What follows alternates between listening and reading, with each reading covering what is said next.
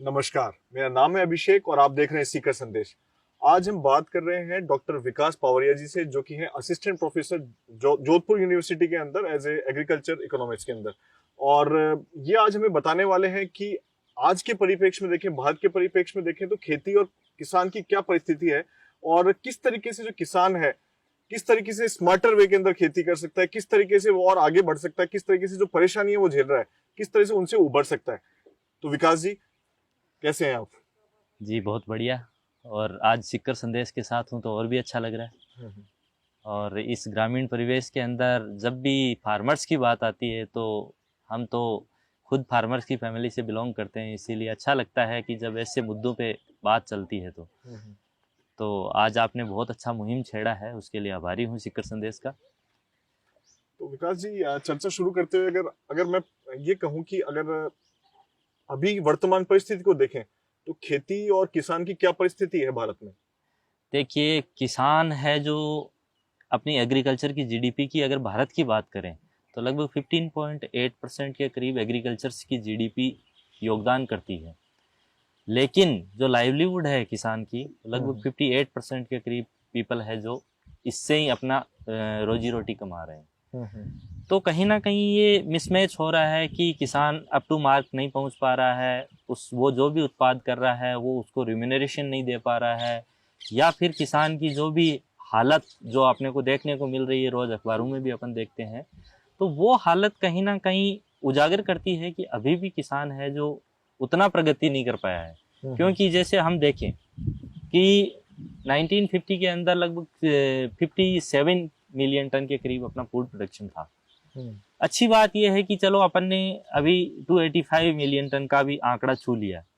लेकिन साथ के अंदर जब किसान की हालत की बात करें तो वो बहुत ही एक तरह से नेग्लेजिबल नजर आती है कि किसान कहीं ना कहीं अपने आप को ठगा हुआ महसूस कर रहा है इस समय। तो इसमें अपन किस प्रकार के किसान की बात कर रहे हैं? कुछ लोगों को दिमाग में ये भी है कि किसान तो वो भी है जो भाई अपनी खेती करके जो स्कॉर्पियो लेके आ रहा है, जो फॉर्च्यूनर लेके आ रहा है, और कुछ किसान ऐसे भी हैं जो केवल अपने खेती से ही अपना गुजर बसर कर रहे हैं। तो देखिए, मोर देन 60% जो पीपल हैं यहाँ पे अपने इंडिया की बात करें, मोर देन 60% पीपल है लघु और सीमांत इससे बिलोंग करते हैं। लघु और सीमांत का मतलब यह है कि 2 हेक्टेयर से ज्यादा जमीन नहीं है उन लोगों के पास में।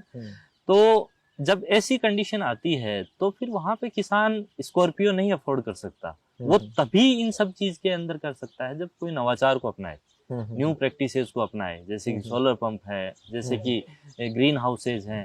तो इतनी रिस्क इतनी छोटी लैंड होल्डिंग पे हर कोई किसान ले नहीं पाता है। इसीलिए इस तरह की चीजें मतलब अपने जो प्रैक्टिकल तौर से हैं वो संभव नहीं हो पाती है। हालांकि सरकारें अपनी अपनी कोशिशें करती है, किसान भी अपनी रिस्क लेता है, लेकिन बीच बीच में जैसे सुनने में आता है अपने कि आज इतने लोगों ने आत्महत्याएं कर ली। तो वो सब कहीं ना कहीं, जैसे कि फाइनेंस की बात करें अपन, मार्केटिंग की बात करें, तो किसान किसी न किसी स्टेप पे रुक ही जाता है। इसलिए किसान को अभी तक है जो इसमें ढंग से मिल नहीं पाया है। दूसरी बात है सीजनलिटी। जो इंडिया की जो डाइवर्सिफिकेशन है वो ऐसी है कि सीजनलिटी एग्रीकल्चर के अंदर बहुत इंपॉर्टेंट है। आप सीजनल क्रॉप्स के अलावा कुछ नहीं ले सकते। तो उसमें भी आपको नवाचार डालने पड़ेंगे, जैसे कि कोल्ड स्टोरेज है। कोल्ड स्टोरेज से आप through out the year production ले सकते हैं कि आपका प्रोडक्शन अभी हुआ, इस खरीफ के अंदर हुआ, और खरीफ के बाद में रबी में आपको जब थ्रू आउट द ईयर चाहिए तो आप कोल्ड स्टोरेज के अंदर स्टोरेज कीजिए। लेकिन हर कोई किसान नहीं करता है। ज्यादातर किसान तो इलिटरेट हैं, इसीलिए कर ही नहीं पाते हैं कि उनको पता ही नहीं है कि ये सब चीजें भी होती है।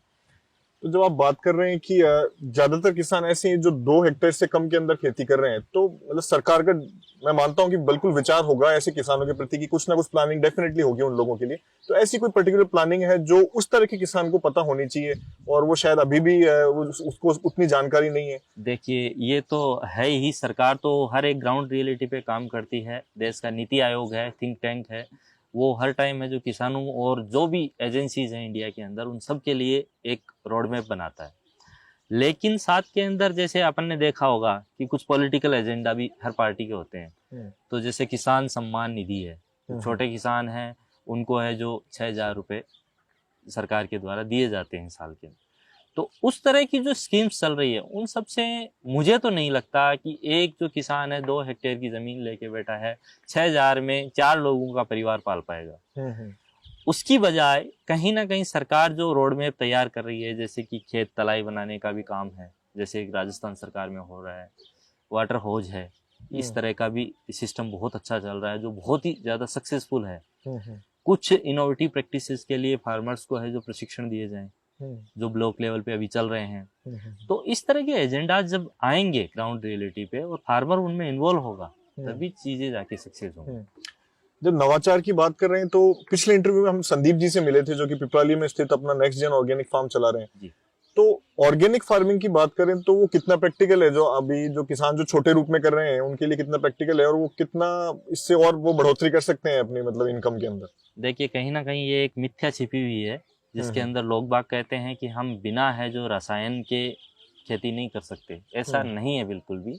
इंडिया एक ऐसा कंट्री है जो हाईएस्ट कॉटन के अंदर और वीट के अंदर हाईएस्ट है जो ऑर्गेनिक प्रोड्यूस करने वाला कंट्री है पूरे वर्ल्ड के अंदर। लेकिन फिर भी क्या है कि कहीं ना कहीं ये मिथ्या छिपी हुई है कि हम है जो बिना उसके नहीं कर पाएंगे। क्योंकि हुआ क्या कि जब हम 57 मिलियन टन से अपने को आगे बढ़ना था, पॉपुलेशन है जो अपनी है जो बढ़ रही थी एकदम भयंकर तरीके से एक्सपोनेंशियली बढ़ रही थी, तो उस पॉपुलेशन को खिलाने के लिए 1967-68 के अंदर अपन ने ग्रीन रिवॉल्यूशन का एक नया जो था उस टाइम गवर्नमेंट का स्टेप वो लेना पड़ा अपने को। उसके थ्रू अपन ने वीट और राइस, 2 ऐसी जो स्टेपल क्रॉप्स है अपनी जो कि लोग बाग खाते हैं जनरली, उनको बढ़ाने के लिए अपने को ग्रीन रिवॉल्यूशन लानी पड़ी। और उसके लिए केमिकल का और हाइब्रिड सीड्स का इन सब का अपने इंपोर्ट भी किया मैक्सिको से। और उसके बाद में अपन इसमें सेल्फ रिलायंट होते रहे। अब जो सेल्फ रिलायंस अगर मिल गई है इंडिया को 285 मिलियन टन का जो अपन ने काफ़ी अच्छा टारगेट अचीव कर लिया है, तो फूड चेन के अंदर जो केमिकल जा रहे हैं जिसकी वजह से हेल्थ डिटीरियरेट हो रही है और कई तरह के रोग उत्पन्न हो रहे हैं, और तो ह्यूमन हेल्थ का ध्यान रखते हुए अपने को वापस से ऑर्गेनिक की तरफ आना पड़ेगा। इसके लिए अपने को पता है कि गवर्नमेंट बहुत ज़्यादा एम्फेसिस दे रही है। और ऑर्गेनिक फूड्स की अगर बात करें तो जैसे अपनी जनरली अपनी जो मेन्योर है, जो अपने घर के अंदर गाय भैंस और इनकी जो मेन्योर है, बकरी की जो मेन्योर है, वो सबसे बेस्ट, और उसको अपन यूज़ करके और उसके बराबर बल्कि उससे ज़्यादा भी उत्पादन ले सकते हैं और साथ के अंदर मिट्टी की सस्टेनेबिलिटी मेंटेन कर सकते हैं। सस्टेनेबिलिटी का मतलब ये है कि जो सॉइल है उसका ईयर आफ्टर ईयर है जो डिटीरिएशन नहीं हो और वो बहुत अच्छे से चलती रहे। तो आप बता ही रहे हैं कि जैसे भी ऑर्गेनिक फार्मिंग में जाके प्रॉफिट भी ज्यादा है और जो मिट्टी की सस्टेनेबिलिटी है वो भी इंक्रीज होती है, तो प्रॉब्लम कहाँ आ रही है कि किसानों को ये पता क्यों नहीं लग पा रही है लगातार चीजें, या फिर ये जो प्राइवेट कंपनी की मार्केटिंग कुछ इस तरीके से होगी कि गवर्नमेंट की प्लानिंग आगे नहीं जा पा रही, हो क्या रहा है यहाँ पे? जहाँ तक इंसेक्टिसाइड और ये पेस्टिसाइड कंपनीज हैं, इतना सारा पैसा लगा चुके हैं, इतनी ज्यादा सब्सिडी गवर्नमेंट दे रही है, इन सब के बाद में जो ये नजरिया बदल रहा है किसान का भी कि बिना फर्टिलाइजर के कुछ नहीं होगा। देखिए किसान इतना ज्यादा नहीं सोचता है। जब भी उसके खेत में थोड़ी बहुत दिक्कत आती है कि जैसे पत्ते पीले पड़ गए, तो वो तुरंत है जो फर्टिलाइजर की दुकान पे जाएगा और कहेगा पत्ते पीले पड़ गए। उसको ये भी नहीं पता कि फर्टिलाइजर की दुकान वाले ने उसको दिया क्या है, और वो लाके और उसमें डाल देता है। तो ये जो मिसमैच हो रहा है, जो नॉलेज का, गवर्नमेंट की जो योजनाएं हैं उन सब का, ये कहीं ना कहीं इसको भरने की जरूरत है। जो इम्प्लीमेंटेशन है किसी भी स्कीम का वो ढंग से नहीं हो पाता। तो अगर जैसे ग्लोबल लेवल पे बात करें तो ऐसा कोई पर्टिकुलर एग्जांपल है या कोई ऐसी कोई पर्टिकुलर कंट्री है कि जो टोटली या फिर काफी ज्यादा ऑर्गेनिक पे जिसका मतलब फोकस है और बहुत अच्छा कर रहे हैं उसके बाद भी प्रोडक्शन में, ऐसा कोई एग्जांपल हम देख सकते हैं क्या मतलब ग्लोबल लेवल पे? यूएस है। अच्छा। तो वो कमर्शियल फार्मिंग करता है पूरी। कमर्शियल फार्मिंग में भी ऑर्गेनिक फार्मिंग की बात करें तो वो करता है, क्योंकि उसको पता है कि आजकल लोग बाग हेल्थ कॉन्शियस हो गए हैं, तो उसको मार्केट बनाना है अपना पूरे वर्ल्ड में, तो वो उसी तरह की करता है खेती। और इंडिया का मार्केट है वो सबसे बड़ा मार्केट है। आज अगर मार्केट लेवल और इकोनॉमिक्स टाइप की बात करें तो इंडिया अगर 1964 के अंदर मलक्का जल संधि अगर तोड़ दे, जो मलेशिया और इंडोनेशिया के बीच की जो जल संधि है, और चाइना की जितनी भी इकोनॉमी है वो उधर से होके और हिंद महासागर से होके पूरे वर्ल्ड में अपना प्रोडक्ट भेज रही है, अगर वो तोड़ दे तो चाइना भूखों मर जाएगा। तो इंडिया के पास इतना मतलब सब कुछ है कि वो मतलब अपने मार्केट को इस तरह से ग्रो कर सकता है।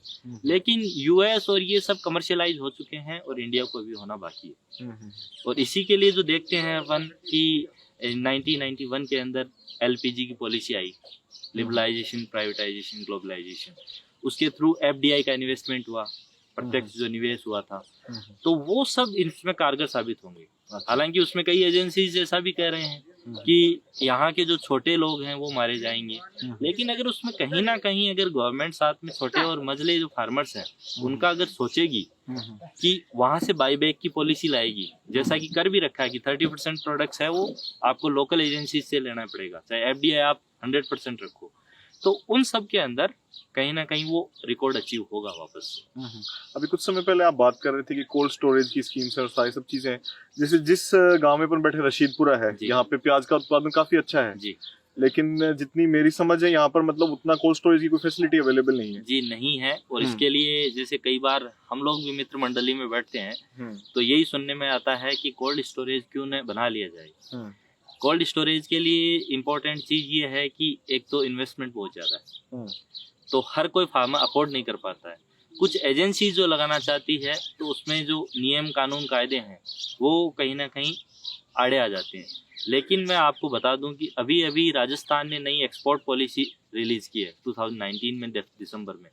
उस एक्सपोर्ट पॉलिसी के अंदर इन्होंने जो लोन दिए हैं अभी उसमें से लगभग 1 करोड़ के करीब का लोन है वो इसी का है, कोल्ड स्टोरेज का ही। तो इस टाइप की जो नई मुहिम शुरू हो रही है वो धीरे धीरे फार्मर को अपग्रेड करेगी और फार्मर इसके बारे में सोचेगा कि अगर ऐसा नहीं हो पाए तो हम क्यों न कोऑपरेशन में आके करें, सहभागिता के तौर पे करें। तो सहभागिता के तौर पे ये सब पॉसिबल हो पाएगा। और साथ में जैसे बजट 2020-21 जो यूनियन बजट था उसके अंदर भी ये बात बोली गई थी, गवर्नमेंट ने नई योजना लॉन्च की, भंडारण योजना, ग्राम भंडारण योजना। मैं कह रहा हूँ इससे अच्छा किसान के लिए कुछ भी नहीं हो सकता। ऐसा इसलिए बोल रहा हूँ, किसान क्या करता है कि उत्पादन हो गया, उसको इमीडिएटली अपने अगली फसल के लिए पैसे की जरूरत पड़ती है, वो तुरंत मार्केट में जाता है और अपना प्रोडक्ट बेचने में रहता है। लेकिन वहाँ हो क्या रहा है, वहाँ आपका प्रोडक्ट बहुत ज़्यादा मात्रा में जा रहा है क्योंकि आसपास के एरिया के लोग भी सेम टाइम में ही हार्वेस्ट कर रहे हैं, मार्केट में प्रोडक्ट जा रहा है, सप्लाई बहुत बढ़ रही है जिसकी वजह से उनको भाव नहीं मिलते हैं। दूसरा रीज़न ये भी हो सकता है कि मंडियों में जो ट्रेडर्स हैं उनकी मोनोपोली भी हो सकती है, जिसको दूर करने के लिए अभी 2020 के अंदर अभी जस्ट अपने 10 दिन पहले ही एक नया विधेयक लाया गया कि कृषि उत्पाद विपणन के लिए एक नया विधेयक आया जिसके अंदर किसान को छूट दे दी गई कि आपको मंडी में बेचने की जरूरत नहीं है, आप कहीं पे भी कितनी भी लिमिट में बेचिए, एक्सपोर्टर को जरूरत नहीं है कि वो कितनी लिमिट तक रखे। नहीं, पहले ऐसे होता था कि उनके लिए लिमिट्स थी कि आप इतनी लिमिट में ऐसा कर सकते हैं। तो उस सब को बढ़ावा देने के लिए धीरे धीरे चेंजेस तो हो रहे हैं, लेकिन ये ग्रास रूट लेवल तक कब तक होगा। जैसे 5 फार्मर हैं, वो कब तक है जो ग्राम भंडारण योजना है उसका पालन करेंगे, 5 फार्मर मिलके, और कब तक है जो आसपास के खेत के अंदर भंडारण कर पाएंगे। वहां पे जाके और देश है जो इस किसान के उत्पाद की जो आमदनी है उसको बढ़ाने में समर्थ होगा। तो एक मैं आपसे एक हाइपोथेटिकल सा क्वेश्चन पूछना चाहूंगा कि अगर आप एज ए पॉलिसी मेकर होते और अगर आपके हाथ में सिचुएशन होती कि आप कुछ पॉलिसी में ऐसे चेंजेस ला पाते और जो ग्रास रूट लेवल की जिस तरह से आप बात कर रहे हैं, तो आप अगर आप पॉलिसी मेकर होते तो आप क्या ऐसा पॉलिसीज में चेंज लाते या कुछ आप स्टेप्स इन्वॉल्व करते, ऐसे कदम उठाते कि जिससे ग्रास रूट लेवल पे चीजें हो पाती? देखिए, नो डाउट कि जो गवर्नमेंट अभी कर रही है रिसेंटली पिछले 2 साल के अंदर, जैसे मैं देख रहा हूँ e-NAM, electronic national agriculture market, अभी जो नया विधेयक आया कृषि उत्पाद विपणन वाला, ग्राम भंडारण योजना है, कुसुम योजना है, ये कहीं ना कहीं ग्रास रूट लेवल पे सरकार ने प्लान किए। लेकिन अब उस इम्प्लीमेंटेशन और मॉनिटरिंग जो है वो सबसे इम्पोर्टेंट हो जाती है। जो ये बिचौलियों वाला किस्सा है वो खत्म करना है, उसके लिए अपने को चाहिए कि मॉनिटरिंग सबसे इम्पोर्टेंट हो, उसमें ऐसे लोग बिठाए जाएं जो कि इन सबको है जो रियल टाइम के अंदर मॉनिटर करे। जैसा आजकल हो रहा है कि किसान कहीं पे भी जाता है खेत तड़ाई के लिए, जैसे किसान आवेदन कर रहा है, आपके पास एग्रीकल्चर सुपरवाइजर आएगा, वो रियल टाइम के अंदर आपकी जियोग्राफी के साथ के अंदर वो फोटो खींचते ही उसमें जियोग्राफी आ जाएगी कि ये ढलान है, इस ढलान पे आकर आपको करना है।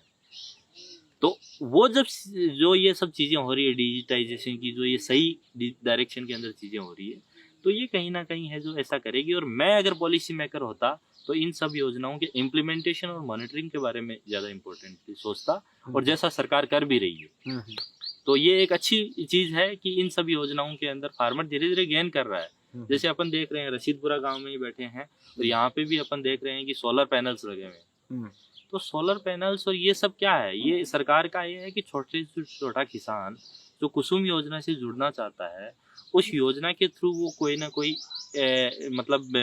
अपना गुजारा कर सके। हो सकता है कि पानी नहीं हो जिन एरिया में, उनमें उसकी जो एक्सीड की जो बिजली बन रही है उसको वो बेच सके ग्रिड में। इसके भी इंतजाम किए गए कुसुम योजना में। तो इस तरह की चीजें कहीं ना कहीं ये रिवॉल्यूशन तो लाएंगी, लेकिन इट्स टेक टाइम, तो ऐसा होगा जरूर। तो अब शेखावटी परियोजना में जब बैठे हैं, तो मतलब अगर कुछ आप ऐसी कोई इंफॉर्मेशन साझा करना चाह रहे हो जो मतलब शेखावटी के किसानों के परिप्रेक्ष्य हिसाब से या उनके हिसाब से कुछ वो जो मतलब काम किया होता है, ऐसी कोई 1 या 2 योजना जो आप बताना चाहें? देखिए, योजना तो मैं डिस्कस करूंगा, लेकिन उससे पहले मैं आपको ये मैसेज देना चाहूँगा किसान भाइयों को कि आसपास के एरिया के अंदर वाटर लेवल बहुत ही नीचे जा रहा है, और आज के सबसे जो बर्निंग पॉइंट है वो वाटर का है। मैं देख रहा हूँ कि आसपास के किसान भाई हैं जो मूंगफली, प्याज, जो कि बहुत ज़्यादा वाटर कंज्यूम करती हैं, ऐसी फसल का उत्पादन ले रहे हैं। जो मैंडेट्स क्रॉप है अपनी, उनके ऊपर ज़्यादा फोकस करें। ऐसी क्रॉप्स के द्वारा जब वाटर आपका बहुत ज़्यादा नीचे जा रहा है, तो इतने कंजम्पशन वाली क्रॉप्स में अपने को नहीं जाना है। सबसे इम्पोर्टेंट चीज़ ये, क्योंकि अगर हम जैसे वाटर यूज एफिशिएंसी की बात करें, तो जो अपना प्याज है वो हाईली वाटर कंजम्पशन करता है। और अगर आपने देखा होगा, राजस्थान के ऐसे ऐसे एरिया हैं जहाँ की कणक बहुत फेमस थी। कुचामन के आसपास का एरिया है, कणक बहुत फेमस हुआ करती थी। साथ में वहाँ पे जो प्याज थे वो पूरे इंडिया के अंदर फेमस थे, जैसे सिक्कर और महाराष्ट्र के प्याज।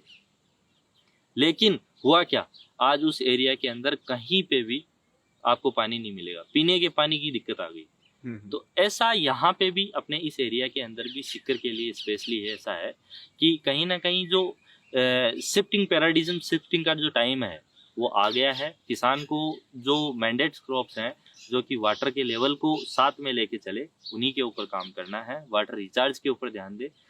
दूसरी बात है योजनाओं की, अगर अपन बात करें तो जैसे अपने आसपास के एरिया के अंदर एक तो मेरे को जो खेत तलाई वाली स्कीम लगी वो सबसे बेस्ट इसलिए लगी कि किसान जो मान लीजिए कि पानी नीचे से खींच रहा है, या फिर वर्षा का जो पानी है, जैसे कि मेरा खेत और मेरा गांव, मेरा खेत, जो मेरा गौरव वाली जो आई थी योजनाएं, उनसे रिलेटेड ही ये इसका संबंध है। तो खेत में इतना पानी भर जाता है कि वो फिर इवेपोरेशन से 90% खत्म हो जाता है। अब जो ये पानी है, इस सब पानी को अपने को स्टोर करना है ताकि अपन फ्यूचर जनरेशन्स को ये पानी का तोहफा दे सके। तो इसके लिए जो भी सरकार के द्वारा जो वाटर स्टोरेज की योजनाएं हैं उनसे जुड़े ज़्यादा से ज़्यादा, जैसे कि खेत तलाई है, वाटर खोज है, ठीक है। दूसरी बात है जैसे कि स्टोरेज की फैसिलिटी, जो विलेज स्टोरेज स्कीम आई है उसके थ्रू है, जो कोऑपरेटिव तरीके से खेती करे।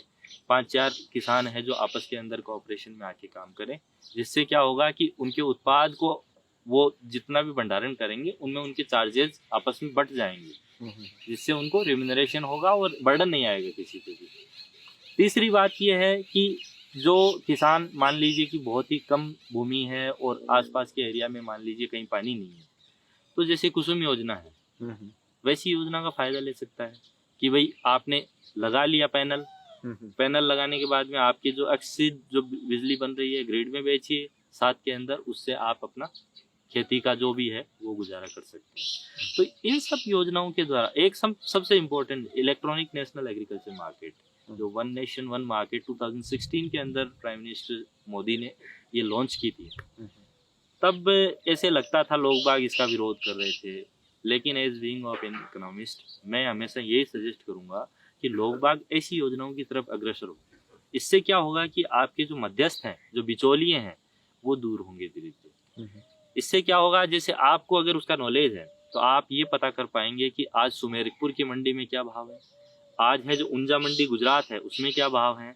अगर वहाँ आपके भाव ज़्यादा है और लॉजिस्टिक की आपके पास फैसिलिटी है तो आप वहाँ बेच दीजिए, यहाँ का माल वहाँ बेच दीजिए। तो ऐसी स्कीम्स जो आई हैं, तो पहले क्या होता था, आप जिस एरिया में वहाँ की मंडी में लेके जाइए और वहाँ से होगा आपका माल। लेकिन अभी धीरे धीरे जो पूरे देश को जोड़ने का काम चल रहा है, उन सब के अंदर किसान अपने आप को शायद है जो उसकी आमदनी दुगुनी होने का जो सपना है वो पूरा होगा। मैंने शायद वर्ड इसलिए लिया क्योंकि कहीं ना कहीं इसकी जो मॉनिटरिंग है वो सबसे इम्पोर्टेंट रहेगी कि वो सही डायरेक्शन में चल रही है या नहीं चल रही। कौतूहल है जैसे मन में ही कि जैसे मतलब कुछ मेडिसिनल प्लांट्स की बात होती है, जैसे स्टीविया वगैरह हो गई या शतावरी वगैरह हो गई जी। तो इसको लेके किसानों में कितनी मतलब जानकारी है और क्या मतलब इसको लेके मतलब है क्या फ्यूचर है क्या, मतलब अगर अपने क्षेत्र की बात करें तो फ्यूचर तो जिधर किसान अग्रसर हो गया उधर ही फ्यूचर है। लेकिन अवेयरनेस बहुत इंपॉर्टेंट है। जैसे कि मैं नागौर रीजन की बात करूं तो नागौर रीजन में अश्वगंधा बहुत, मतलब वहाँ का जो आसकंद बोलते हैं वहाँ लोकली, वो आसकंद बहुत ही फेमस है। और अगर पूरे मतलब राजस्थान की बात करें तो फिर चित्तौड़ रीजन में होता है या नागौर रीजन में होता है। वहाँ के आसकंद के लिए मैंने फार्मर्स के लगभग 200 से ज़्यादा खेत विजिट किए होंगे, लेकिन कोई लगाता ही नहीं, क्योंकि अवेयरनेस नहीं है, वीड समझते हैं उसको, जबकि वो बहुत ही ज़्यादा इकोनॉमिक है। आपकी पर हेक्टेयर 10,000 की इन्वेस्टमेंट और 75,000 का रिम्यूनरेशन। तो मतलब 1 बीघा की बात कर रहा हूँ मैं, 6 बीघा जो एक वहाँ का बीघा बनता है, 1 हेक्टेयर में 6 बीघा बनता है। तो इस तरह की जो चीज़ें हैं वो फार्मर को करनी तो चाहिए। एलोवेरा प्रोडक्शन की बात करें अपन को नॉलेज नहीं था, लेकिन जैसे पतंजलि एंटरप्राइज है, उन्होंने जैसे कि अपने गांव के बाहर जो ज़मीन खराब पड़ी रहती है उसमें जो एलोवेरा हो रखा था, वो एलोवेरा लोगों ने एक्सपोर्ट कर दिया और काफ़ी बिजनेस भी किया इसमें, लेकिन फार्मर्स इस तक पहुंचा नहीं है। और साथ के अंदर मोरिंगा की बात करें तो बहुत ही ज़्यादा मोरिंगा बहुत न्यूट्रिशियस है। 500 रुपये का इतना सा आपका पैकेट आएगा उसका चूर्ण का। और मोरिंगा पहले लोग बाग ऐसे ही है जो उगा के छोड़ देते थे उसको। तो इस तरह की अवेयरनेस बहुत इम्पोर्टेंट है। उस अवेयरनेस के साथ फार्मर काम करेगा तो शायद ये चीज़ हो पाएगी। और इसके लिए जो जितने भी प्रशिक्षण वगैरह चल रहे हैं ये बहुत इम्पोर्टेंट कड़ी बनेगी इसमें। बिल्कुल सही है। तो बात करें जो एक किसान, एक तो जो बैकग्राउंड से पहले से किसान है, पहले भी उनके भी परिवार भी किसान खेती कर रहे थे और अब उनके बच्चे भी खेती कर रहे हैं, क्या ये सही समय है क्या जब पढ़े लिखे लोगों को भी किसान जो खेती के और मतलब उनको रुझान बढ़ाना चाहिए और घुसना चाहिए इस फील्ड के अंदर भी, जो नए युवा हैं जो पढ़ लिख के आ रहे हैं अलग अलग स्ट्रीम से, क्या उनके लिए सही समय है क्या खेती में? ऑब्वियस, जैसा आप सोशल मीडिया पे भी देखते होंगे आजकल लोग बाग है जो बहुत अच्छी जॉब छोड़ के और इस सेक्टर के अंदर प्रवेश कर रहे हैं। बहुत ही ज़्यादा एजुकेटेड लोग भी जो एग्रीकल्चर से बिलोंग भी नहीं करते, बीएससी एग्रीकल्चर नहीं है, पीएचडी एग्रीकल्चर नहीं है, वो लोग भी ऐसा कर रहे हैं। तो this is high time to join the agriculture. और फार्मर तो क्या है, इलिटरेट साइंटिस्ट है ऑलरेडी, बस वो इलिटरेट इसलिए कहा मैंने कि उसको डायरेक्शन सही से नहीं मिल पाती।